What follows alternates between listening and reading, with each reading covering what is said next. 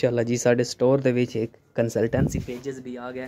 बिस्मिल्लाहिर्रहमानिर्रहीम, अस्सलाम वालेकुम जी। क्या हाल है? तो से ठीक है। मैं ग्रामल हक तो सब पे मेरा यूट्यूब चैनल वेला कामी व्लॉग्स अल्हम्दुलिल्लाह जी काम मेरा रफ्ता रफ्ता रफ्ता उत्ते जा रहा आस्टी आई यूरोप वाली साइड ते जेह्ड़े बड़ा चैनल ते नवे पहले करो मेरे चैनल सब्सक्राइब करो। मेरे 1 मिलियन सब्सक्राइबर दा टास्क पूरा कर दें दी मज़ेदार वीडियो स्टार्ट। माशाअल्लाह मौसम बिल्कुल प्यारा नीला, कोई बदल नहीं। तो तुम मेरे व्यूवर हो, छोटे भाई हो, मेरे बड़े भरा हो, तो मैं तुहानू अपनी निक्की तो निक्की तो वड्डी गल दसदा तो इंशाअल्लाह ताला दसदा भी रहा दसदा भी हाँ तो दसदा भी पे हाँ। तो यह जो पेज है ना जनाब जोड़ा तुम वेखते पे हो ये कंसल्टेंसी पेज ये हूँ क्या मतलब है मैं तुहानू शॉर्ट मुख्तसरन गल्लां दस्से सां जेह्ड़े भरा स्टडी वास्ते या वैना चाहते हैं यूरोप विच या वैना चाहते हैं यूके या वैना चाहते हैं आस्ट्रेलिया या कनेडा, अपनी चॉइस की गल होंदी ना। मैं उन्होंने बच्चों वास्ते एक वीडियो बना रहा तो वीडियो होर नाल लिखा है तुहाडा भरा खालस गल्लां करे सी, झूठ वालियां ना होसन सच वालियां होसन। मैंने कोई व्यूवरां नाल शौक नहीं कि मेरे व्यूज़ इनक्रीज़ होने या मेरे सबसक्राइबर इनक्रीज़ होन। मैं आखदा कि यार मेरे भरावां तक अगर मेन गल सच वाली गल अपड़ बन जाए ना तो मेरे भरावां फायदा हो जाए, मेरे वास्ते यही बड़ा। तो जनाब गल हुण तुहानू स्टार्ट करना। सब तो पहले स्टडी वीज़े वालियां वास्ते अपना हुंदा बोर्ड जित्थों उन्हें मैट्रिक इंटर BA MA किया होंदा, उत्थे तुसी अपने डॉक्यूमेंट वेरीफिकेशन करवाने होंदे HEC तो उस तो बाद तुहाडा जनाब दा 1000 उत्ते खर्चा हो जांदा। बाद तुहाडा अगला प्रोसैस होंदा IBCC दे ऑफिस विच जेहड़ा कि लाहौर दे विच या तुहाडे नज़दीक तरीन जेहड़ा वे मेन शहर है उत्थे तुसी जाओ, उत्थे अगर ऑफिस है तो तुसी उत्थे कराओ, मगर मैं तो लाहौरों करवाया। IBCC दी अपॉइंटमेंट लैनी होंदी और उत्थे तुहाडा खर्चा होंदा कम अज़ कम 10-1000 रुपये उत्थे भी लग पैंदा। अच्छा दूजा स्टैप क्लीयर हो गया। तीजा स्टैप होंदा मूफा बिल्कुल नाल ही है लाहौर दे 3 IBCC तो 3-4 किलोमीटर के सफ़र से, ठीक है ना।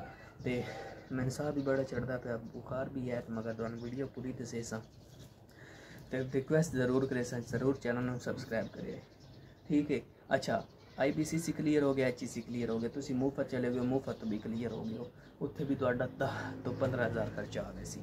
मुफ्त भी क्लीयर हो गया। हुण तुहाडा जनाब मोटियां गल्लां पे दसना, खालस गल्लां झूठ वालियां नहीं हैं। ये जेह्ड़े वैंदे ना यूरोप स्टडी वास्ते या किसी भी मुल्क, ये उन्हां वास्ते बड़ी फायदे वाली वीडियो है। तो रिजल्ट मेरे कैमरे का चंगा ना हो तो माजरत नाल मेरी आवाज़ जी ना उस पर फॉलो करे आए तो इंशाअल्लाह आईफोन लसां देर नहीं उस दिया मेहनत करते पे तो अजर भी इंशाअल्लाह मिल सी। अच्छा मुफ्त क्लीयर हो गई, तुहाडा काम टूर वैंदा इस्लामाबाद एम्बेसी दे विच, उत्थे के उत्थे वध तुहाडे अगर 3 स्टैप यार एक किस्म की गेम है। मिशन आंदे न, मिशन दे विच अगों लेवल होंदे न, उन्होंने मिशन पास करना होंदा। इस तरह दे ना काफ़ी ज़्यादा चीज़ां होंदियां जेह्ड़ियां तुसें फेस भी करनी होंदियां और तुहानू समझ भी होंदी। ते हाथ मेरे हैं थक्के खल्ले खैर। अच्छा इस्लामाबाद एम्बेसी दे विच गए हो तुहाडा उत्थे वेरीफिकेशन ते तुसी अपना काम करवाना। वेरीफिकेशन ते केह् होंदा जनाब 28,600 फीस होंदी। उस तो बाद उत्तां खर्चे उन्होंने होंदे ने एक्स्ट्रा चार्जिस पा पू के 35-36,000 रुपया तुहाडा वेरीफिकेशन ते खर्चा आंदा। वेरीफिकेशन वास्ते डॉक्यूमेंट सबमिट हो जांदे, डॉक्यूमेंट तुहाडे टूर वैंदे न आस्ट्रिया उत्तां उतले मुल्क विच जित्थे तुसी बहना पढ़ाई वास्ते उत्थों दी एम्बेसी वो तुहाडे डॉक्यूमेंट भेजदे न भाई HEC क्लीयर किया, IBCC क्लीयर किया, मुफ्त क्लीयर किया, हुण वेरीफिकेशन भी क्लीयर होई पई ते हुण जनाब असीं भी क्लीयर कर दिंदे आं। उस तो बाद 2.5 महीने तो बाद तुहाडा काम शुरू हो जांदा लीगलाइजेशन का। लीगलाइजेशन 1-2 दिनों के विच हो जांदी, लीगलाइजेशन भी हो गया डॉक्यूमेंट। अच्छा हुण स्टैप आवेंदा RP की अपॉइंटमेंट लैनी होंदी। RP की अपॉइंटमेंट तुहानू उस टाइम मिलती जिस टाइम तुहाडे लीगलाइजेशन डॉक्यूमेंट हो वैंदे, ठीक हो गया। अच्छा लीगलाइजेशन डॉक्यूमेंट तो फौरन बाद RP की अपॉइंटमेंट लैनी होंदी और RP की अपॉइंटमेंट तो 10 दिन पहला तुसें जनाब मेनटेन करनी है अपनी मेन चीज़ जेह्ड़ू आखदे न स्टेटमेंट, ठीक है। स्टेटमेंट कितनी लैनी अगर तो तुसी अंडर 24 साल हो, मतलब 20-21-22-23 साल के राउंड अबाउट हो तो बाद तुहानू स्टेटमेंट सिर्फ 3 लाख तो 32 लाख की चाहिए होनी। अगर तुहाडी उम्र हो अबव होवे 24 तो 26, 27, 28 इस तरह बाद तुहानू स्टेटमेंट कितने की लैनी 52 तो 55 लाख रुपए की। ये ना तुहाडा रुपया लगना तो ना रुपया तुहाडा निकलना, ये रहना तुहाडा अकाउंट के विच सिर्फ शोमेंट करवानी। अगर तुहाडा वीज़ा ग्रांट हो जांदा बाहर तुसीं टुर पैंदे पिछों तुसीं अपनी अमाउंट कढाओ जो लेनी होंदे दे दिओ।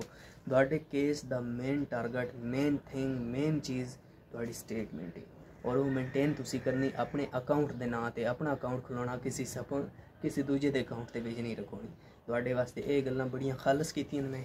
अगर किसी गल की समझ ना आउंदी पई होवे या तुहाडे जहन च कोई सवाल होवे या तुसी पूछना चाहो कि HEC के चीज़ है, IBCC के चीज़ है, कित्थे ऑफिस है, किवें खर्चा, केड़े डॉक्यूमेंट टेस्टेड करवाने या मुफ्त दे विच के हिसाब है, उत्थे केह् करना पौंदा या इस्लामाबाद मैसेज के करना होंदा verification legalisation each and everything तुसी मेरे भरा बंदे हो तुहानू मैं ज़रूर गल्लां दस्से मैं कमेंट कीते करो मैं नाल सवाल कीते करो ते इंशाअल्लाह तुहाड़ा भरा 24 घंटे हाज़र है ठीक है। जिस टाइम तुहाड़ा मैसेज वेखा मैं कमेंट आला फौरन ना तुहानू रिप्लाई देवां तो वादा है तां हुण दी वीडियो दा करने इत्थे ही एंड ते मज़ीद मैं अपने भरावां दे कमेंट दा इंतज़ार करेसां ते मैनूं दी इजाज़त अपना रखिए ख्याल दुआवां च करिए याद मिलसां एक नवे व्लॉग नाल अल्लाह हाफिज़।